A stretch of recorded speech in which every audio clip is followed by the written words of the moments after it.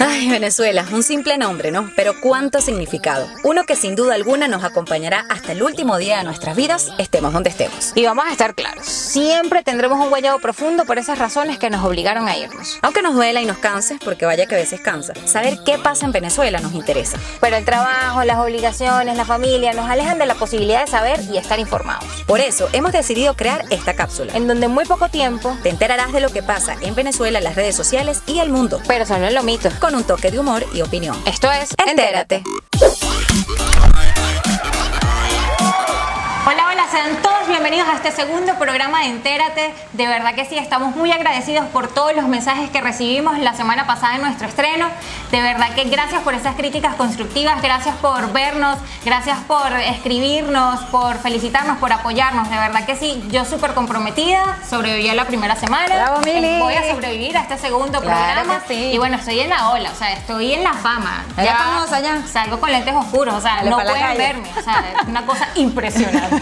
No, vale, en serio, de verdad, de todo corazón queremos agradecer todas las críticas que nos realizaron del programa anterior, también agradecer a todas esas personas que de alguna u otra forma nos han querido apoyar. Como les reiteramos, es muy importante para nosotros que nos dejen sus comentarios acá en YouTube, donde puedan expresar lo que ustedes quieren. Esto es un espacio dedicado para ustedes y es justamente eso lo que buscamos, que ustedes sean parte de esto. Y también, Mili, debemos agradecer a personas, como decía, que nos han querido apoyar a raíz del primer programa que tuvimos.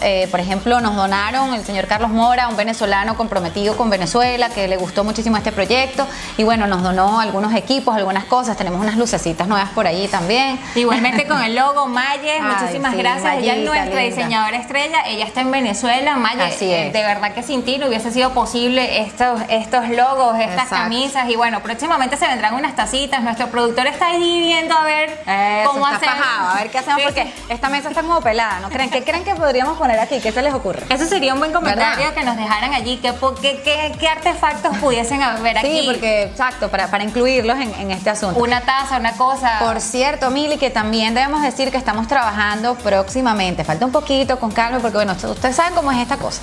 Pero pronto vamos a tener alguna plataforma digital, vamos a tener nuestros correitos de Entérate, y eso gracias también a otro venezolano maravilloso, Jan, quien nos ha aportado desde su emprendimiento, desde su empresa, hosting para nuestro programa de forma gratuita. Así que bueno, muchísimas gracias de verdad a toda esa gente que está ahí de corazoncito apoyando, de verdad, muchísimas gracias. Ya saben, recuerden seguirnos en redes sociales, @entérategm.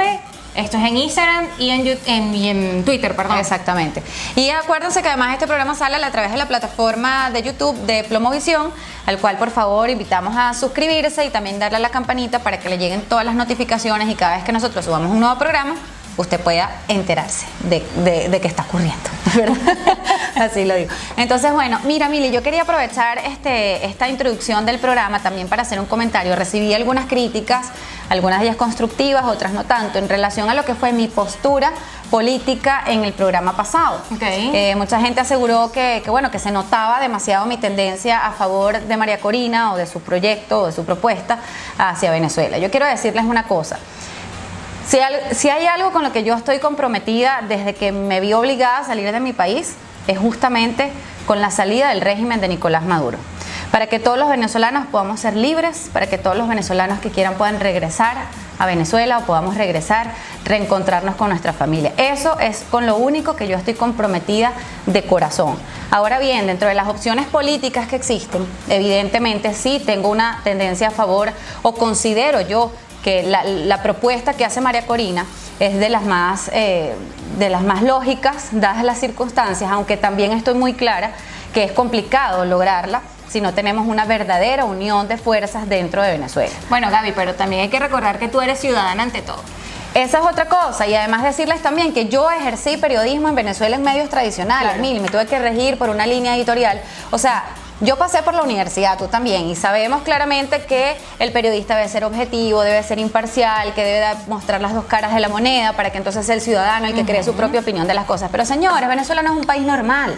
Venezuela no puede, o sea, en Venezuela no existe el periodismo así desde hace muchísimo rato. ¿Ustedes creen que cuando uno es reportero y trabaja para un medio, no está siguiendo la línea editorial del medio? Correcto. O sea, porque en el momento que toda Venezuela, incluyéndome, todos, absolutamente todos, apoyamos a Enrique Capriles, yo trabajaba en Globovisión, un medio de comunicación que era destinado a la campaña de Enrique Capriles, y esa era la línea editorial que teníamos en ese momento y se respetaba. Y ojo, yo era justamente la que cubría el chavismo, o sea, yo siendo de Globovisión de aquella época, era la encargada de cubrir el oficialismo, PSUV, Chávez, ruedas de prensa, o sea, todo lo que era de gobierno.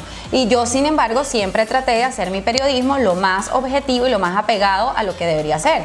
Pero realmente siento que en este momento, si hay algo que lo que debe hacer un periodista, los periodistas al final de cuentas, ¿qué somos? Somos servidores públicos. Correcto. Y si hay algo en lo que yo pueda aportar para que mi país sea libre, pues yo lo voy a hacer. ¿Y desde dónde lo voy a hacer? Desde lo que yo considero que es lo correcto. Entonces, eso no quiere decir, Mili, que en este espacio, porque quiero que sepan además y les informamos que desde la producción de este programa estamos haciendo absolutamente todo lo posible por tener al presidente interino Juan Guaidó dentro de este espacio también. No quiere decir que nosotros no vamos a poner a otras personas a hablar o que todos los que van a aparecer en este programa son los que piensan más o menos como María Corina, etcétera. No. ¿Y por qué digamos es la propuesta que yo más apoyo? Yo trabajé con María Corina, yo fui jefa de prensa de María Corina, y si hay algo que yo me pude dar cuenta durante ese periodo trabajando con ella, es que realmente si hay algo que yo les pueda decir de María Corina Machado es el hecho de que no existe, desde el tiempo que yo trabajé con ella y estuve a su lado, y créanme que la conocí los intrínculos de la política y de la oposición por dentro, les puedo decir que esa señora está dispuesta a dar su vida por liberar a Venezuela. Es una tipa súper entregada, que no tiene la necesidad de hacerlo, sin embargo está ahí. No hay un cuento que tú le puedas encontrar a María Corina, porque créeme que si no el gobierno ya lo hubiese reventado por todos lados. No existe.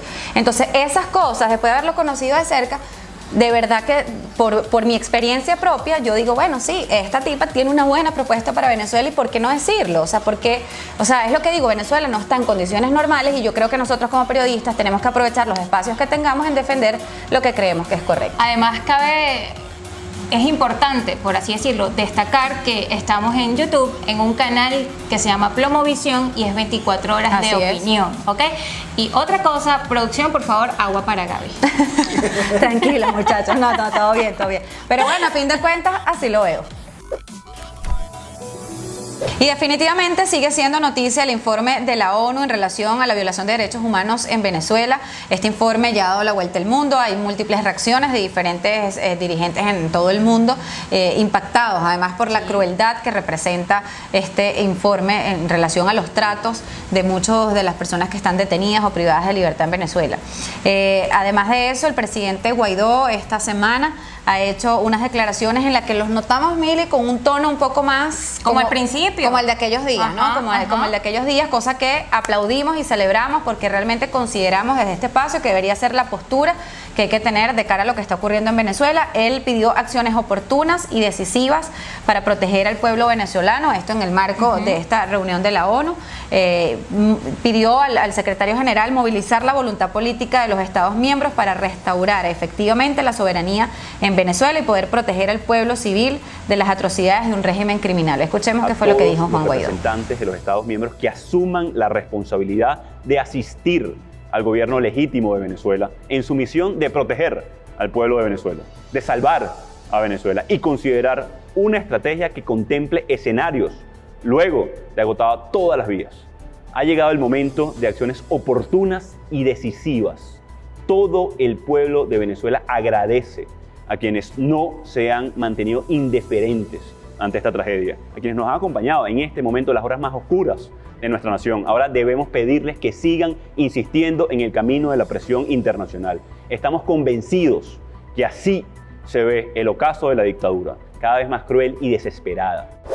Y bueno, y el régimen era de esperarse que tachó este informe como una show, como una propaganda política, como que ellos obviamente no van a reconocer. Maltrataron, por ejemplo, Para a Leopoldo nada. López de esa forma. No, en Venezuela, tú sabes, los presos, Pepita, pues están todos muy bien. Y asimismo, pues el dictador Nicolás Maduro utiliza la ONU solamente para hablar de elecciones. Así es. El informe... Ni pendiente, propaganda política y chao. Escuchemos qué fue lo que dijo Este Nicolás año, Maduro. como el mundo sabe, tenemos elecciones en Venezuela. Es la elección número 25 en 20 años. Hemos invitado al secretario general de Naciones Unidas para que envíe una comisión técnica que acompañe el proceso de elecciones para un nuevo parlamento, una nueva Asamblea Nacional el domingo 6 de diciembre. Venezuela abierta al mundo. Venezuela democrática, Venezuela libre, Venezuela soberana. Hemos sido víctimas durante todos estos años de agresiones multiformes, de sanciones criminales e ilegales, de medidas coercitivas. Pero nuestra patria aquí está de pie. Si el mundo venció al fascismo hace 75 años, el mundo podrá vencer en esta etapa a aquellos que quieren imponerse como hegemón dominante, podrá vencer a las ideas imperialistas y podrá vencer al neofascismo. Estamos seguros de ello. O sea, son 14 estados que se quedaron sin electricidad esta semana. Un montón de horas sin luz, la gente pasando roncha. Además que tengo entendido que ponen la luz por bloques, que sí, cada 6 horas. O sea, ¿cómo hacen esas personas que tienen niños? ¿Cómo hacen esas personas que hacen teletrabajo? ¿Cómo hacen las mismas clases virtuales? Eso, las clases virtuales que anunciaba Nicolás Maduro. O sea, explíquenme más o menos cómo puede hacer un país para progresar de esa forma, donde Posible. 14 estados están sin luz hace no sé cuántas, 2 días sin luz, y entonces después les viene de raticos y se vuelve a ir. Bueno, y tan harta está la gente que vimos también esta semana una protesta súper espontánea de ciudadanos en Yaracuy, salieron a la calle, basta ya de hambre, es una entidad bastante chiquitita, un municipio pequeño, pero igual, o sea, ya obstinados salieron a la calle, ¿sabes qué? Ya, y tú los ves, sumamente espontánea en la protesta, con camisetas rojas, incluso muchos de ellos, o sea, yo creo que ya el pueblo venezolano está harto, pero obstinado, o sea, ya tenemos mucho rato hartos y obstinados, pero definitivamente ya los venezolanos no aguantan más. El tema de la salud, Milex, algo súper grave que está sucediendo en Venezuela, obviamente con todos los pacientes de COVID y todo este asunto, conseguir los medicamentos es una tragedia. Ayer hablaba con una amiga, una colega periodista que tiene una tía muy enferma en un hospital del interior del país. El interior es una cosa dramática, y ella me contaba que incluso la estafaron a ella. Ella compró unas ampollas que necesita, un medicamento que se necesita para el COVID, y aquella cosa fue, o sea, le pedían desde $900 por cada ampolla, estando en Venezuela, $900 por cada ampolla, o sea, es una cosa de loco. Y encima después ella consigue una supuesta mujer ahí a través de las redes sociales, que bueno, ella dice, fui un poco tonta de no revisar un poco, pero la desesperación de tener un familiar que se está muriendo, coño, o sea, tú vas a poner rápido la plata, lo que sea. Y bueno, esta persona le dice que va a comprar una cava que se necesita para transportar la ampolla, y el transporte de la gasolina que se necesita para el asunto. Total de que la señora se fue con sus 4 millones de bolívares, la ampolla nunca llegó donde tenía que llegar, esa pobre familia está pasando un trabajo horrible. O sea, pero ¿cómo puede haber gente que en medio de esta situación se aprovecha de esas cosas? Pero Gaby, exactamente, es lo que te iba a decir. Hay gente también que es mala. O sea, no puede ser que el mismo venezolano se aproveche de la misma situación caótica de Venezuela. O sea, ya basta. Claro, o sea hay que como también hay que decir que hay mucha gente buena que también está ahorita, porque ella misma me contó que otro medicamento que necesitaban, sí la contactó un señor y sin ningún tipo de tema le dijo, mira, aquí tienes todo el tratamiento que necesita tu tía. Existe una cosa y existe la otra, pero por favor, o sea, pongámonos la mano en el corazón, ¿vale? Se trata de gente que está enferma, de gente que está pasando trabajo con un familiar enfermo dentro de un hospital, o sea, seamos un poquito más conscientes. O sea, yo creo que, Mili, ya Venezuela está llegando a su límite, el ciudadano está llegando a su límite, y Dios mediante que definitivamente se encuentre una salida pronta para la situación de Venezuela. Pero esperemos que esto que está haciendo Guaidó, de tal vez como que avivar esa llama, no se convierta en lo mismo que hace meses atrás. Así es. Noticias internacionales, la campaña presidencial en Estados Unidos evidentemente es una de las que más destaca esta semana, pero Venezuela no deja de estar presente dentro de estas noticias internacionales. El presidente Donald Trump dio un discurso esta semana en donde plantea lo que es la lucha que realiza Estados Unidos en contra del socialismo, impuso nuevas sanciones a Cuba, y también habló sobre justamente lo que es la postura de Estados Unidos en contra del socialismo en diversos países, nombró Cuba, Nicaragua y Venezuela. Escuchemos lo que dijo el presidente Donald Trump. Honraremos su valentía con la determinación de mi administración de derrotar al comunismo y al socialismo, y lo haremos en nuestro país también. Estamos en el proceso de hacerlo en este momento, y ha ido, en mi opinión, más allá de la palabra socialismo. Lo estamos enfrentando con gran fuerza. Mi administración apoya a todos los ciudadanos de Cuba, Nicaragua y Venezuela en su lucha por la libertad.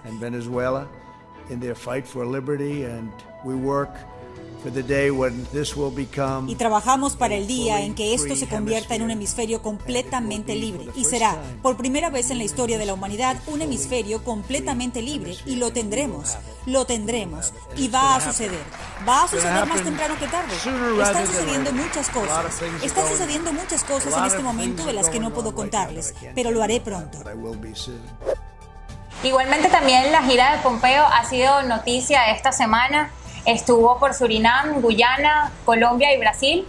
Esto como haciendo unas negociaciones, por así Sí, decirlo. alianzas también que van en contra de lo que es el narcotráfico, Correcto. pero también en la lucha contra el régimen venezolano. Cabe destacar que son países Exactamente, cercanitos. eso es, Bien iba a cercanos. comentarlo, son países limítrofes y esto deja mucho que Sí, pensar. que pensar, además después de las declaraciones de Donald Trump.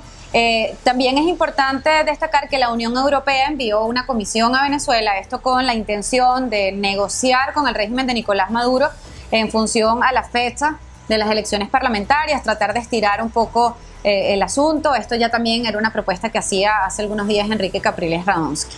Y bueno, por otro lado también debemos decir que ya salió orden de captura contra el presidente Rafael Correa, el expresidente Rafael Correa en Ecuador. Eso también ha sido noticia esta semana y bueno, el coronavirus que no deja de estar presente.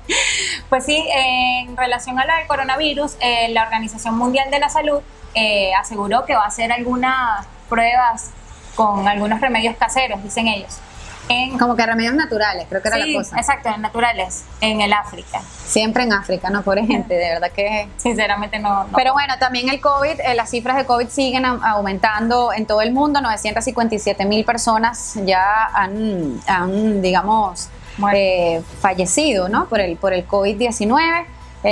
Definitivamente el COVID sigue estando presente, por más que evidentemente las economías de los países no aguantan más y muchos de ellos están estructurando algunas aperturas con función evidentemente de activar la economía, pero el virus sigue estando allí, por lo que hay que cuidarse todo el mundo y utilizar tapabocas y todas las medidas. Sí, igualmente el avance de las vacunas es importante destacarlo. Hay varios laboratorios que ya están cumpliendo pues las últimas fases. Esperemos, Dios mediante, que pronto haya algo con en este resultados sentido. bastante positivos. Leí por allí que había algunas 2 personas que habían tal vez como mostrado un efecto secundario, pero no está totalmente confirmado. Exacto, hay que ver qué pasa, porque evidentemente sí, obviamente el mundo está desesperado por encontrar una vacuna contra este asunto, pero definitivamente es muy importante que se lleven a cabo todos los procesos para que el remedio no sea peor que la enfermedad. Sí, realmente esa es la duda que hay con la vacuna. Sí, sobre todo esta rusa. Exactamente. Pero tú te la pondrías, Gaby. Mira, no sé, eso es un debate que podemos dar para otro programa. Yo creo que tendría que pensarlo, y más cuando uno tiene niños. O sea, uno dice, oye, sí, todo el mundo está esperando la vacuna, pero yo realmente te digo que no sé. Mira, yo hay creo tantas que sí. teorías y tantas cosas, y te la pondrías, Claro. confiada. Bueno, yo espero que tú te la pongas y después veo. Bueno, este es el resumen de noticias internacionales.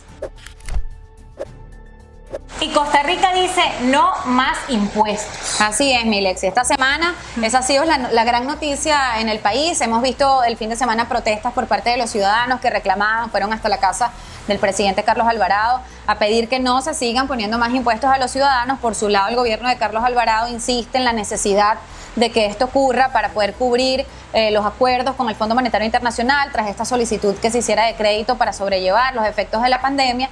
El marchamo también ha sido noticia, ha estado presente, gente reclamando que no es justo, digamos, el cobro de este marchamo Pero es como que se no es viene justo. establecido. A mí no me parece justo, yo no he movido mi carro, creo que tú tampoco.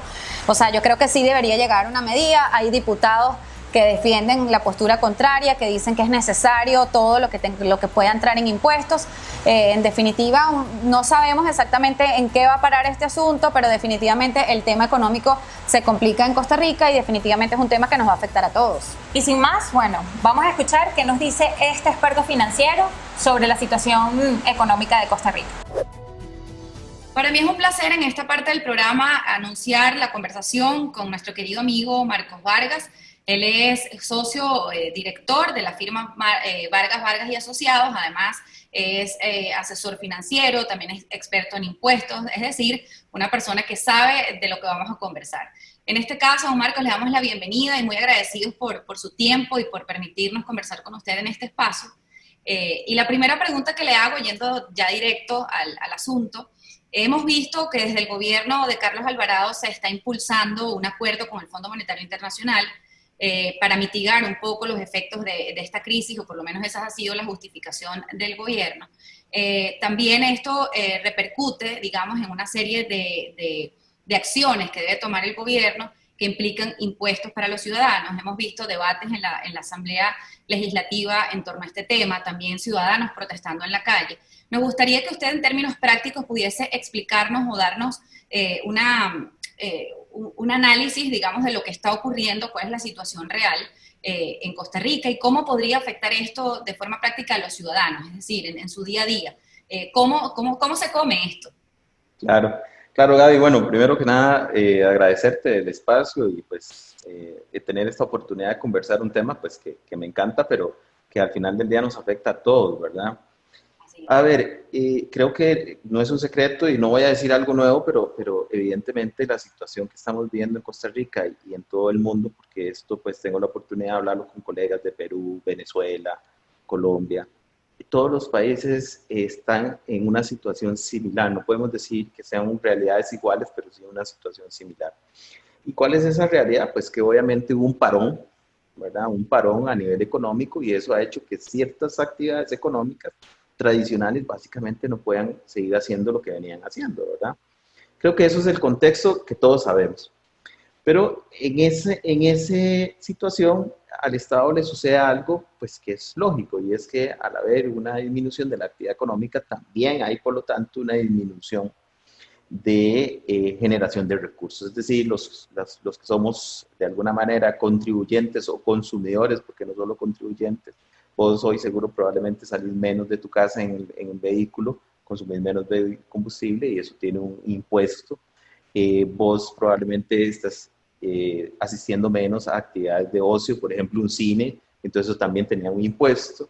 Y entonces todos los que estamos, básicamente estamos en un estatus de bajar un poco la actividad económica y eso disminuye el pago de impuestos. Y entonces tenemos un Estado que tenía un tamaño, por decirlo de una manera, y hoy, pues ese tamaño no ha disminuido, básicamente, más bien al contrario, requiere probablemente más recursos para atender esta situación, ¿verdad? Y eso lo vemos mucho en la parte, obviamente, médica, pero es que no es solo la parte médica, hay todo un proceso de logística, digamos, que se da, digamos, en este proceso que implica recursos. Y entonces entra una situación muy particular y es como cuando tenemos un problema en la casa, ¿verdad? A mí mi salario me lo disminuye y yo tenía una cantidad de gastos que tenía que ejecutar en el mes, probablemente tengo que buscar alguna otra fuente de recursos, un préstamo, alguien que me preste.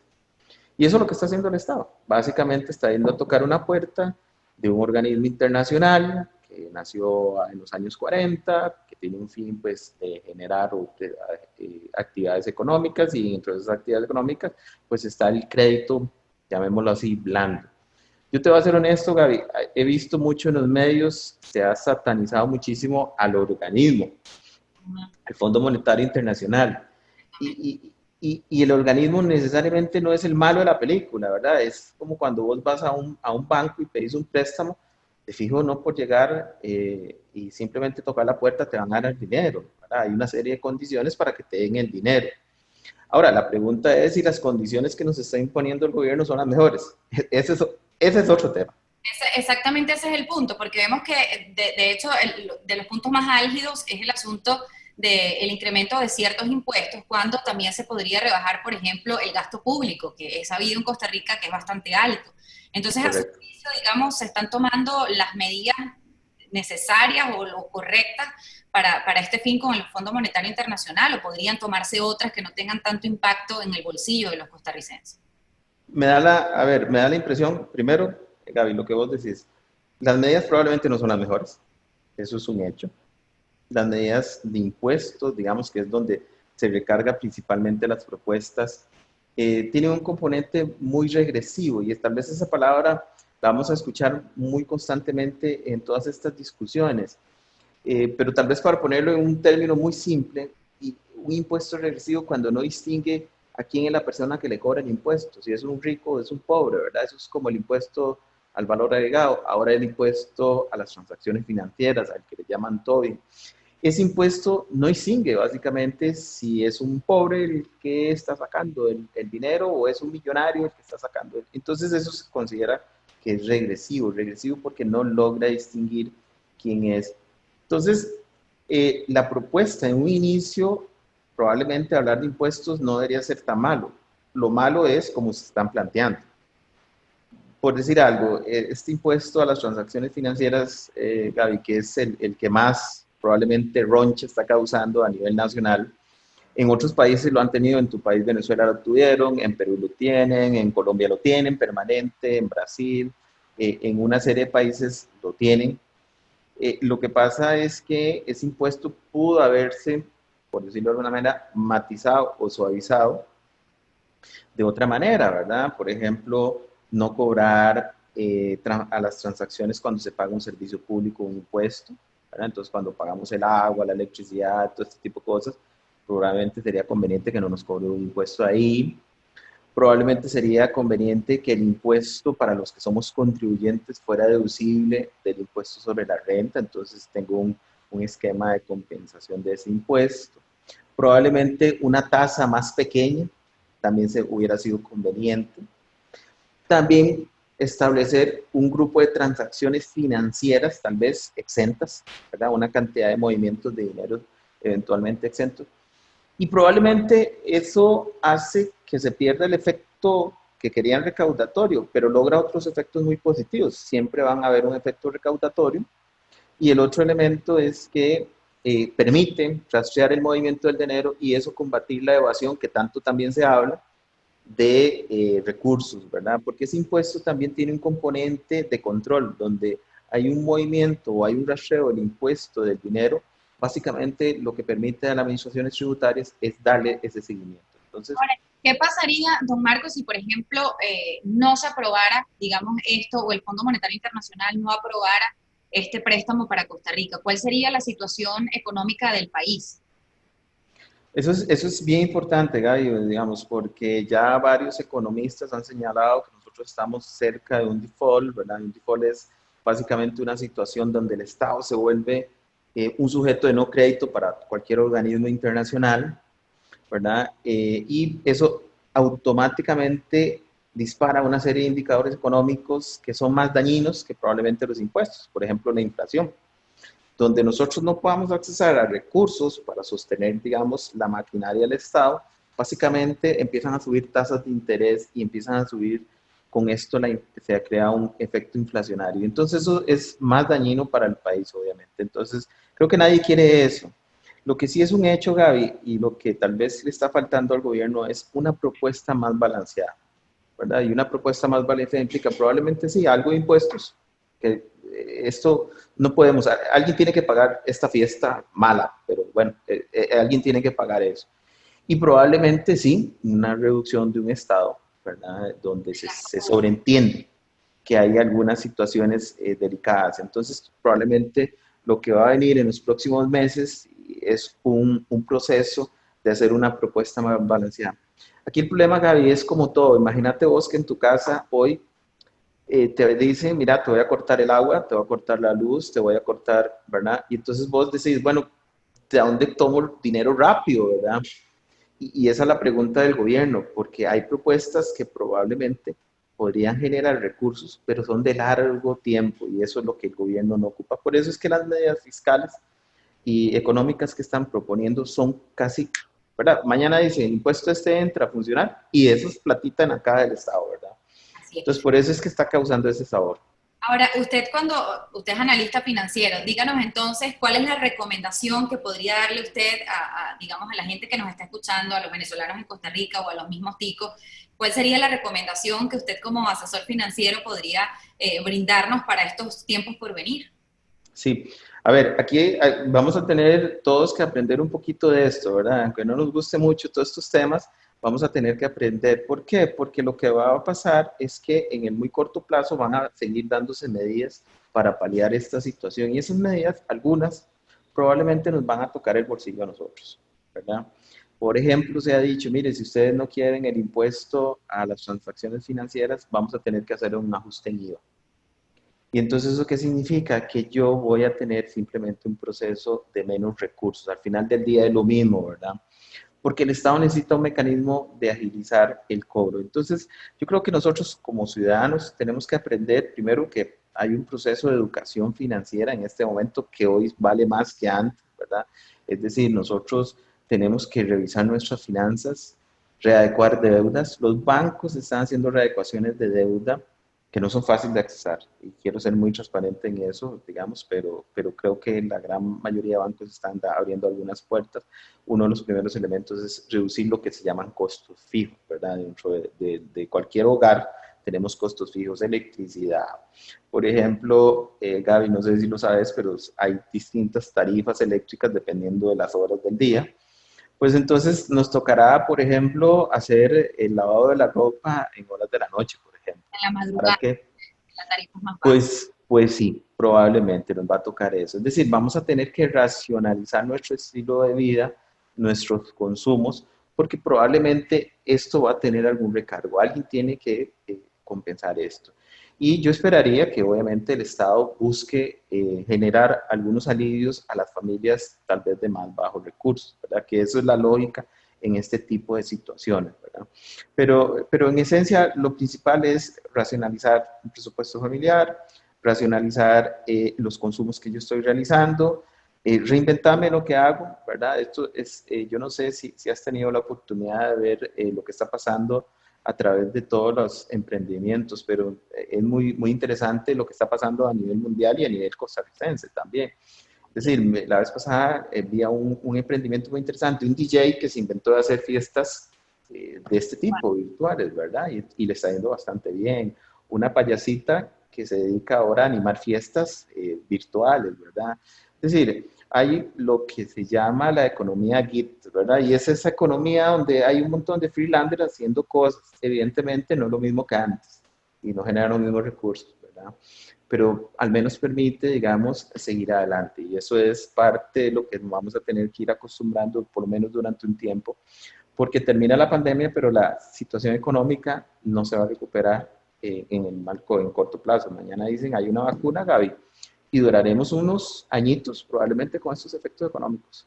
Así es. Don Vargas, ¿y a usted le parece un buen momento para invertir aquellas personas que tienen la posibilidad de hacer inversiones? ¿Es un buen momento o por el contrario? Esa es una excelente pregunta, Gaby. Vos sabes, a ver, y es interesante. Obviamente, si hay dinero, es muy conveniente la inversión en este momento. Obviamente, suena feo lo que tal vez se ve en el ambiente, pero lo que estamos pasando, como dijo un expresidente aquí en Costa Rica, es hora de vender las joyas de la abuela. Bueno, todos de alguna manera tenemos algunas joyas, ¿verdad? Guardadas. Alguien tendrá más o menos, ¿verdad? Y entonces, pues, probablemente el valor de esas joyas hoy es menos, pero me va a permitir a mí salir de apuros, ¿verdad? Entonces, estas personas están necesitadas de vender esto y hay otras personas, como vos decís, que tienen recursos y que pueden tal vez invertir. Y sí se está dando en un movimiento bastante interesante de inversiones inmobiliarias, por ejemplo. Siempre, digamos, en momentos de crisis también salen muy buenas oportunidades que quienes puedan quizás debiesen aprovechar. De verdad, inmensamente agradecida por este tiempo que nos ha dedicado, don Marcos, deseándole lo mejor para usted y para toda la compañía que usted dirige. De verdad, cualquier persona que requiera servicios financieros, súper recomendados. Vargas y Asociados, realmente tuve la oportunidad de conocerlos en algún momento más de cerca y sé de las capacidades que tienen y como personas, las buenas personas que son. Así que bueno, altamente recomendados. De verdad, infinitas gracias, don Marcos, por habernos... Gaby, muchas gracias y muchas gracias por el espacio. Igual te deseo lo mejor en este programa Entérate, que como te comenté antes, me parece una muy buena iniciativa y creo que hace un buen enlace de lo que la gente necesita. Cosas rápidas, cortas y muy amenas. Te felicito. Gracias, don Marcos. Espero que esté muy bien y saludos a todos. Muchísimas gracias. Chao, saludos, Gaby. Y en esta parte del programa para mí es un placer anunciar la entrevista realizada a David Smolansky. Él es político venezolano, perteneció al movimiento estudiantil, es dirigente de Voluntad Popular, también fue el alcalde del municipio de Latillo, de hecho el alcalde más joven electo en Venezuela.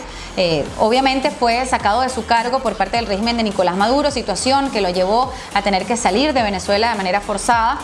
Hoy permanece en el exilio, pero sin embargo sigue trabajando en defensa de los venezolanos a través de la Organización de Estados Americanos como comisionado por el secretario Luis Almagro para justamente tratar la situación de los inmigrantes y refugiados venezolanos alrededor del mundo. De esto conversamos con él, pero también mucho más.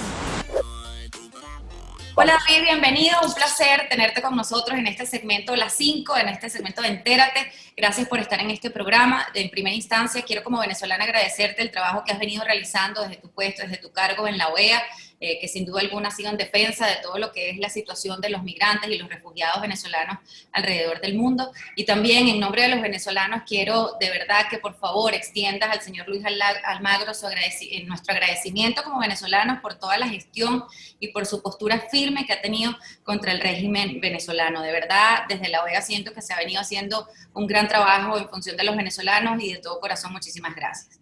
David, en primera instancia preguntarte, al igual que muchos de nosotros o al igual que muchos venezolanos, tuviste que salir de Venezuela, te viste obligado a salir de Venezuela, además en unas condiciones bastante complicadas. A mí me gustaría que tú nos contaras cómo sale David Smolansky de Venezuela, aún siendo alcalde, porque hay que decirlo, David Smolansky sale de Venezuela cuando aún ejercía sus funciones como alcalde del municipio de Latillo, además el alcalde más joven de toda Venezuela. Cuéntanos, David, ¿cómo fue que saliste?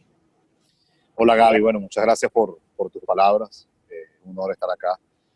Salí de Venezuela hace exactamente 3 años, en septiembre de 2017 me tocó pasar 35 días en clandestinidad, luego que la dictadura de manera ilegal y arbitraria ordenara mi arresto, me inhabilitara y me destituyera como alcalde de Latillo.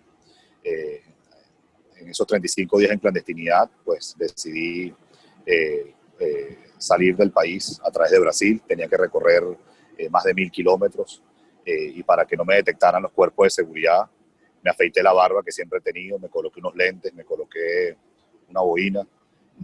Estaba vestido como un seminarista que trabaja con los sacerdotes y de esa forma pude burlar más de 30 puntos de control de los cuerpos de seguridad del régimen entre PNV, Guardia Nacional, hasta llegar a Brasil. Y desde ese entonces, pues, ha empezado mi exilio, lejos de mi tierra, lejos de mi familia, pero con la profunda convicción de seguir sirviéndole a Venezuela y sobre todo, si algo me inspiró para trabajar por los refugiados fue ese episodio que yo viví, porque no he sido yo el único, evidentemente, que lo ha vivido. Somos más de 5 millones de desterrados. Así es, David. Bueno, una situación que realmente es lamentable. Muchos venezolanos tienen que salir de esa forma y más cuando son políticos y realmente imagino lo duro que debe haber sido para ti esta experiencia, igual que para todos los venezolanos. Ahora, David, luego de que tú has viajado, luego de conocer de primera mano la realidad que están enfrentando los migrantes, los refugiados venezolanos en diversas partes del mundo, has visitado diversos países y has conocido la realidad en diferentes puntos.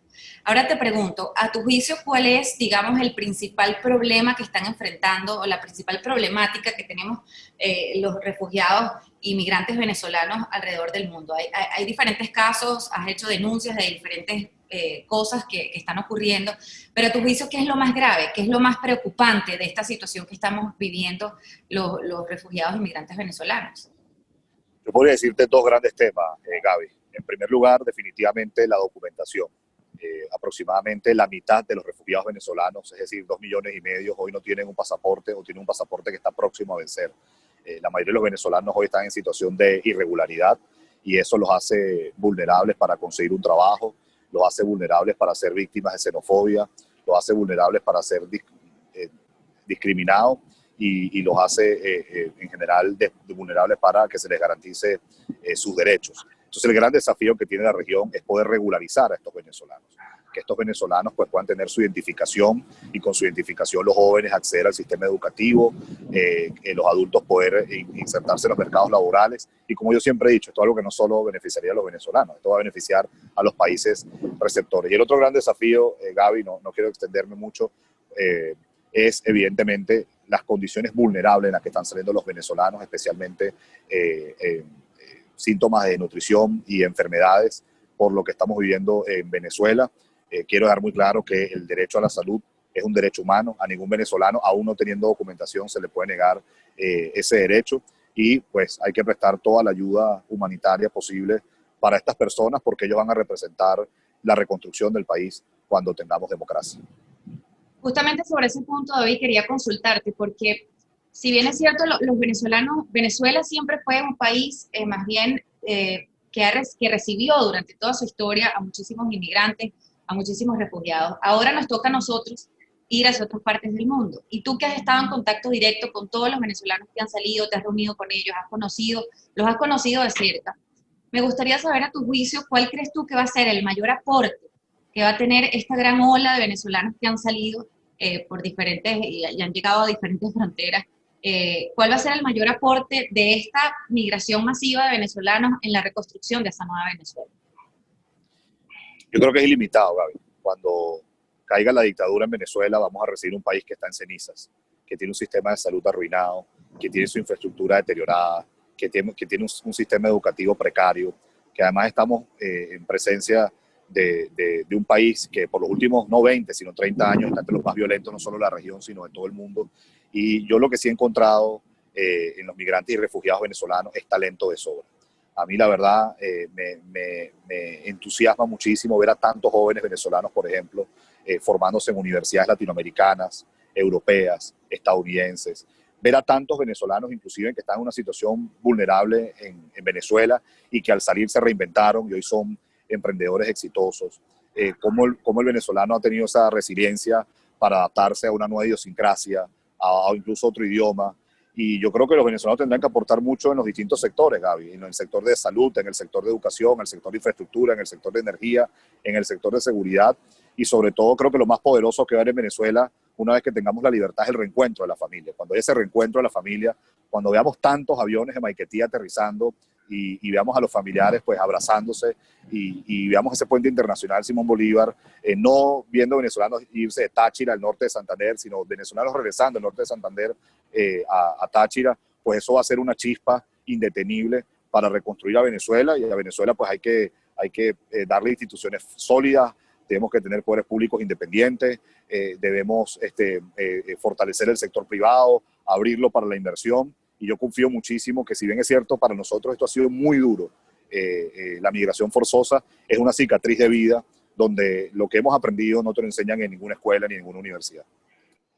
Totalmente de acuerdo contigo y bueno, Dios quiera que ese momento llegue lo más pronto que se pueda. Ahora, David, ahora quiero hablar con el político, con David Smolansky, el fundador de Voluntad Popular, que ha estado, digamos, en el movimiento estudiantil, todo lo que ha sido tu trayectoria política, ¿verdad? Quisiera hablar con ese David Smolansky, ahora sacando un poco el tema, digamos, de tu cargo como tal en la OEA, más como venezolano. ¿Qué podrías decirle tú a esos venezolanos que hoy en día no se sienten representados por esas opciones que nos están brindando los liderazgos políticos? Porque, a ver, muchos nos ilusionamos con el asunto, y creo que todos los venezolanos, con el asunto de Guaidó, las elecciones libres, el gobierno de transición. Por ahora tenemos también otra ala, que es Enrique Capriles Radón, que con su fraude electoral, que representará a alguna parte de los venezolanos. También está María Corina con su tema de la intervención o de la necesidad de unificación de fuerzas con sectores internacionales. Pero realmente tú hablas con los venezolanos y muchos no se sienten identificados por ninguno de esos proyectos o ninguna de esas opciones, ni mucho menos por los liderazgos que lo representan. Entonces, ¿qué podrías decirle tú a esos venezolanos que hoy en día piensan o ven como que no existe una salida real para el asunto de Venezuela? Bueno, en primer lugar, que sí puede haber una salida y que cualquier opción en este momento es legítima para salvaguardar a millones que son víctimas de delitos de lesa humanidad, que son víctimas de violación de derechos humanos y que son víctimas de hambrunas, enfermedades y de violencia. E insisto, cualquier opción en este momento es válida, es legítima para salvaguardar a millones de venezolanos, para impedir que más venezolanos se vayan. Y lo que estoy proponiendo además no es ilegal, no es improvisado, hay un marco jurídico internacional que así lo permite. Los venezolanos, ha sido 22 años durísimos. Yo creo que lo más duro es precisamente la separación familiar. Nadie está hoy ajeno a esa separación familiar, a esa separación de un gran amigo, de un gran vecino con el que uno se crió por esta dictadura. Y cada quien, pues hoy, como yo siempre he dicho, la dictadura le ha dejado un número, le ha dejado una cicatriz. No podemos caer en la antipolítica. La antipolítica hace 30 años nos hizo mucho daño y de la antipolítica surgió un tal Hugo Chávez, y con Hugo Chávez una camada de individuos que, como hoy podemos ver, pues son el mayor rostro de narcotráfico que tiene Venezuela. A los servidores públicos hay que evaluarlos, a los servidores públicos hay que preguntarles, a los servidores públicos hay que evaluarlos y quienes ejercemos el servicio público por vocación y convicción, pues tenemos que estar siempre abiertos a sugerencias, a propuestas, a críticas constructivas.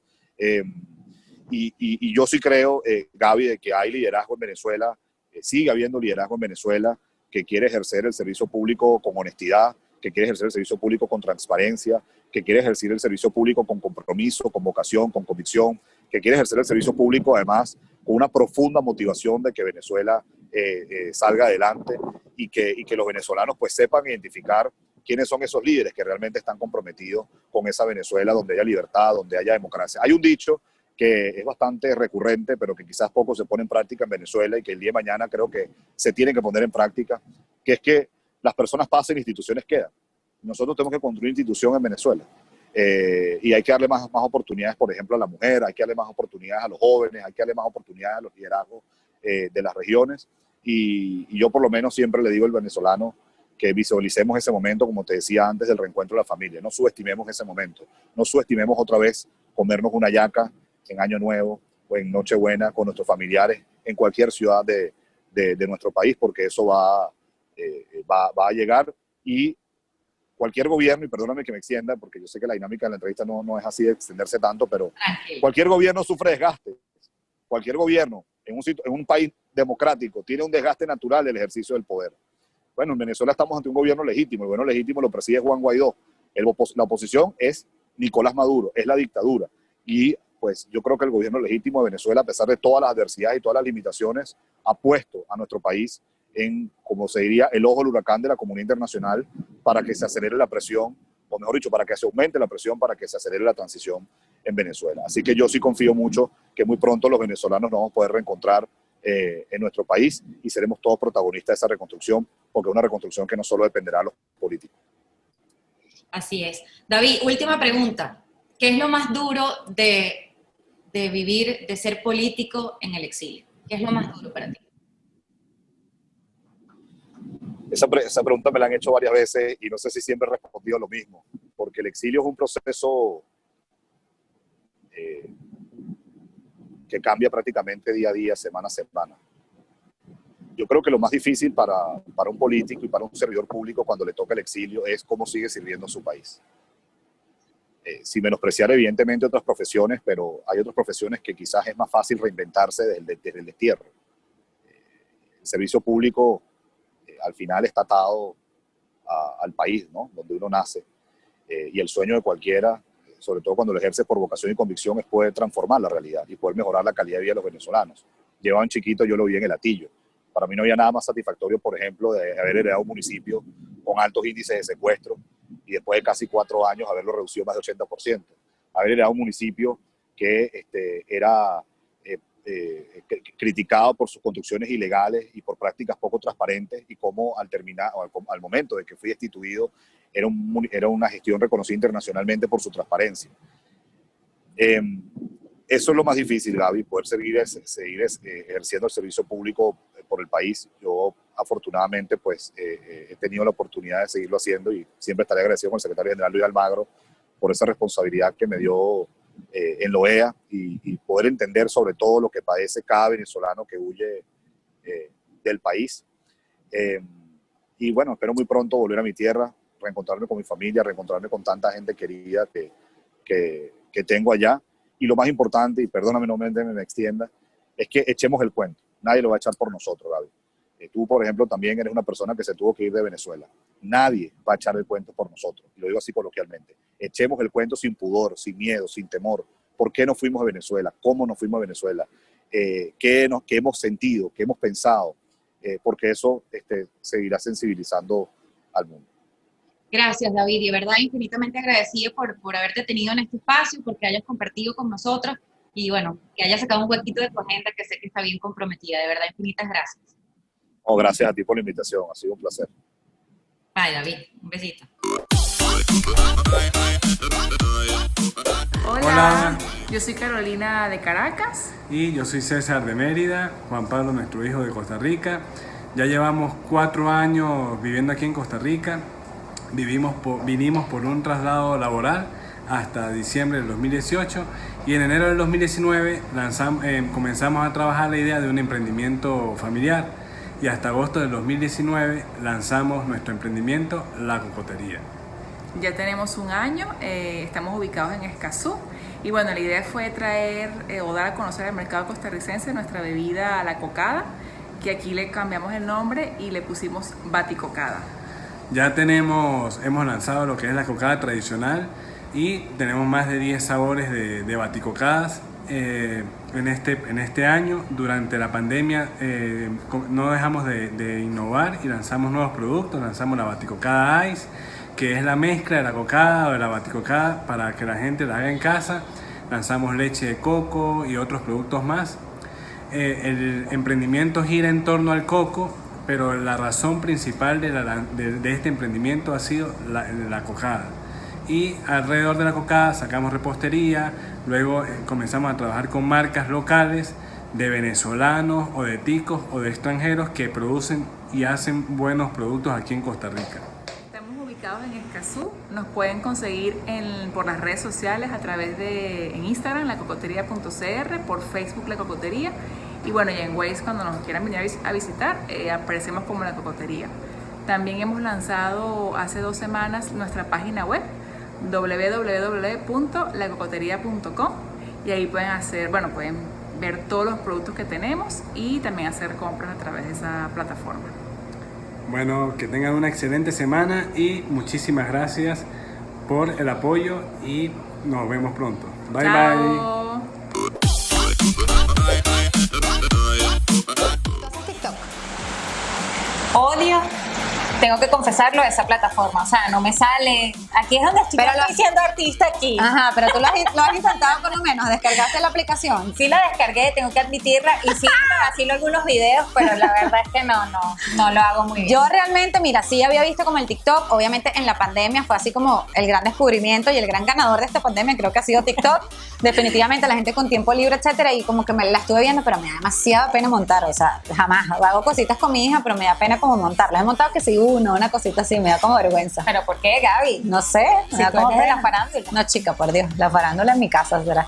Pero bueno, que a quien sí no le da pena hacer TikTok es a la persona que tenemos en este segmento, Dora Mazzone, actriz venezolana, que además es experta y si la han visto en sus redes sociales, saben que está súper dedicada al TikTok. A mí me encanta, me parece que es una súper plataforma para los actores, para las actrices, porque creo que les permite dentro de todo enseñar como sus dotes de actuación en una cosa un poco más graciosa y menos formal, ¿no te parece? Vamos a ver qué está haciendo ahora Mazzone. Bueno, entérate, que aquí estamos y aquí seguimos. A toda esa gente que está en Costa Rica, todos esos venezolanos queridos que están por aquellos lares. Dora Mazzone, un placer saludarlos. Yo continúo en Venezuela, sigo aquí adaptándome a toda esta nueva ola de las plataformas digitales, haciendo muchísimo contenido. Entre ese contenido pues estoy haciendo muchas dinámicas en TikTok, en donde me estoy divirtiendo muchísimo desde que descubrí esa plataforma. Y les digo que los más de 30 años de carrera que estuve, bueno, entre ellos más de 20 años en Radio Caracas, en el teatro, en la Compañía Nacional de Teatro, en Rajatabla, en el cine, y todo eso me sirvió para cargarme de muchísimos recursos y herramientas y poder hacer ahora todas esas dinámicas que estoy haciendo en el TikTok para todos ustedes. Sigo aquí, estoy dedicándome por supuesto a mi país, estando en tierra firme en Venezuela, a veces con ganas de emigrar también porque tengo a mi familia fuera. Muchos de ustedes saben que tengo lo más importante de mi vida, lo tengo en España, que es mi hija Graciela, quien está, bueno, ya cansada de decirme que me vaya para allá, pero sigo acá, en Venezuela. A pesar de que mi hija la tengo lejos y que la puedo ir a visitar cada cierto tiempo, sigo en Venezuela haciendo cosas acá. Cada vez que podemos hacer cosas en Radio Caracas Televisión, hacemos cosas en Radio Caracas Televisión. Ellos siguen trabajando, siguen operando dentro de sus instalaciones, haciendo contenido. Hace poco hicieron Almas en Pena, que bueno, son unos episodios basados en las leyendas latinoamericanas de espanto y miedo, ¿ok? Y seguimos. Lo importante es que seguimos trabajando para entretenerlos, para divertirnos y para, bueno, siempre a través del arte, de la cultura y eso, y del entretenimiento. Con salud y con vida y con muchas ganas de seguir trabajando para todos mis paisanos venezolanos. Bueno, un abrazo muy grande, saludos, gracias a Gaby por este contacto y bueno, esperando que algún día se nos dé el milagro de poder volvernos a ver y abrazarnos todos en nuestra amada Venezuela. Saludos. Y aquí le dejamos lo más caliente de las redes sociales esta semana. Y Bad Bunny lo volvió a hacer. Sorprendió a muchos en Nueva York, dejando a fanáticos perplejos con su actuación. Frente al COVID-19, es uno de los pocos artistas que ha hecho nuevas presentaciones en público.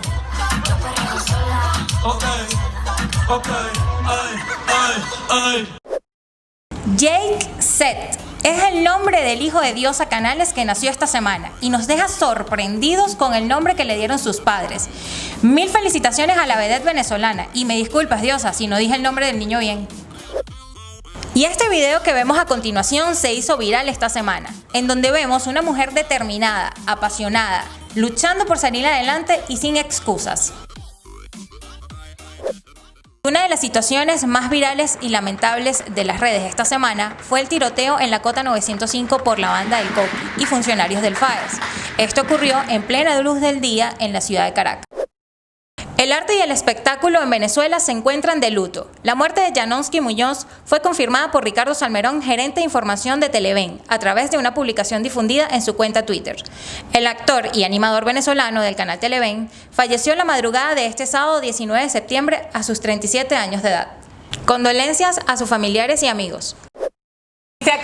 Se acabó el programa de Llegamos hoy, al final de este espacio, sobreviviste, Mili, y vamos a seguir haciendo crecer la fama de Milexi, claro que sí. No, en serio, de verdad, sumamente agradecidos por habernos acompañado también en este espacio. Esperamos que haya sido de su agrado. Por favor, escríbanos y díganos qué les gustó, qué no les gustó, a quién les gustaría ver en este segmento. Es muy importante que nos dejen sus comentarios y como siempre Igual Gaby, ya va, para resaltar, ese emprendedor que esté aquí en Costa Rica y sea venezolano, también nos puede escribir para que esté en el segmento, para que pueda aparecer y mostrar todo lo que hace. Que nos cuenten. Ropa. Y que nos cuenten cómo hicieron para poder emprender. Hay mucha gente que de repente lo quiere hacer, no sabe cómo empezar y oye, todas esas experiencias son súper positivas para que otras personas se animen.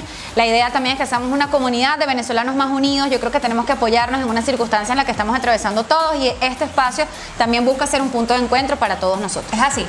Entonces, bueno, también recuerden por favor seguirnos en nuestras redes sociales, Entérate GM en todas las redes. Recuerden seguirnos en nuestro canal de YouTube, le dan suscribir, le dan a la campanita también, no se olviden, es muy importante. La campanita, Gaby, sí. ama decir la campanita, o sea, para que se enteren. La mamá de Gaby, por Ay, favor. mami, estás dejando a mi mamá en la calle, pobre, es que mi mamá mi mamá tampoco la encontró, nunca encontraron la campanita. Bueno. La mamá de Gaby, mi mamá nunca encontraron la campanita. Pero bueno, la campanita igual le tienen que dar porque así ustedes les va a llegar una notificación como que mira, ya se estrenó Entérate hoy viernes o no sé qué, y les queda el link por ahí para que lo vean cuando ustedes tengan tiempo, porque esa es la ventaja de YouTube. Exacto. Pero bueno, en definitiva, quiero también, Mili, comentarle a la gente, me llegó un mensaje súper bonito de una mamá que me estuvo contando que su hija se llama en redes sociales @bellaventurera, para que la sigan en Instagram, por ahí vamos a dejar su red. Es una niña de 8 años, se llama Isabela Reyes Gamboa. Ella tiene una necesidad increíble por lo que es y un interés grandísimo por lo que es la protección de la naturaleza, la protección del planeta, de los animales, etcétera. Y ha creado, chicos, unos cuentos que ella hace y los narra ella de lo más hermoso, de lo más precioso. Vayan a sus redes para que la sigan y si alguien tiene la posibilidad de ver cómo orientar ese interés que ella tiene de esta niña de 8 años, pues contáctenla, nos avisan, le pasamos el contacto para que la ayuden, porque de verdad que me pareció muy bonito que una niña tan chiquita ya tenga como esa, y aquí en Costa Rica más, yo creo que sí debe haber gente que haga eso. Además que está como que en el país correcto para exactamente, literal, tal cual. Desarrollar su emprendimiento. Exacto, sí, o lo que quiera hacer, pero el cuento me pareció una maravilla, la verdad es que de verdad escriban o síganla allí en sus redes para que la vean en el Instagram. Y también debo decirte, Mili, que tenemos una admiradora. ¿Quién? Irina. ¿Quién es Irina? Irina es la hija de Karen. Karen es la de Mango Bajito. Ella misma, la de Mango Bajito, que por cierto es el trapo ese rojo bello con el que yo salgo trapo. Trapo de trapo de cocina, chicas. No, bueno, en Venezuela le decimos trapo. Bueno, la camisa lindísima roja con la que yo salgo en la portada, que mucha gente me ha preguntado, es de ellos, de Mango Bajito, un emprendimiento que por cierto vamos a tener también en este programa. Síganlos por ahí en sus redes, Mango Bajito, ellos son de verdad. Pero Irina le encanta este programa, chica, y me dijo que a partir de este momento ella es presidenta del Club de Fans. ¿Qué te parece? Bueno, Irina, soy talla L en algunas piezas y XL tal vez es muy pequeña. Eso es con su mamá, Calvete, eso es con su mamá. Así que bueno, un besito grande para ti, mi Irinita, y para todos los que puedan estar viendo este programa. De verdad, muchísimas gracias por habernos acompañado. Esperamos les guste y será entonces hasta la próxima semana. Recuerden seguirnos en Instagram, Entérate GM, y en Twitter también. Bye, bye.